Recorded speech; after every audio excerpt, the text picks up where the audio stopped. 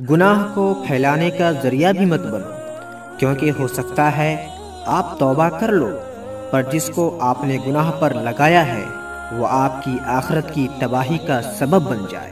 وقت ملے تو اپنے والدین کے چہروں کی طرف دیکھ لینا، آپ کو پتہ چلے گا کہ آپ کا مستقبل بناتے بناتے وہ خود کتنا ٹوٹ چکے ہیں۔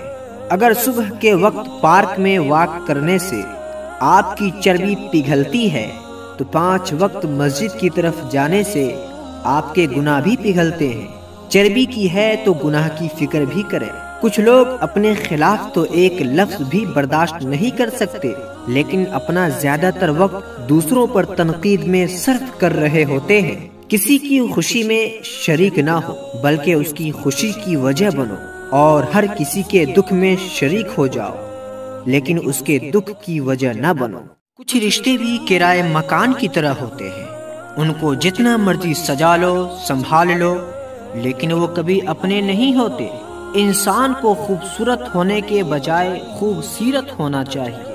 مصائب کا مقابلہ صبر سے اور نعمتوں کی حفاظت شکر سے کیجیے۔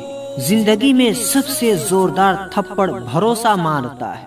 نماز فجر کے لیے بیدار ہونے کی تدابیر: نمبر 1، اللہ سے مدد چاہیں۔ نمبر 2، فجر میں اٹھنے کا پختہ عزم کریں۔ نمبر 3، رات کا کھانا کم کھائیں۔ نمبر 4، دیر رات تک جاگنے سے پرہیز کریں۔ نمبر 5، رات جلدی سونے کا فکر کریں۔ نمبر 6، اندرونی الارم لگائیں، یعنی دل میں اللہ کی محبت پیدا کریں۔ نمبر 7، باہری الارم لگائیں، یعنی گھڑی وغیرہ لگا لیں یا کسی کو جگانے کو کہہ کر سوئیں۔ ایسی ہی ویڈیوز پانے کے لیے ہمارا چینل زندگی بناؤ کو سبسکرائب کریں۔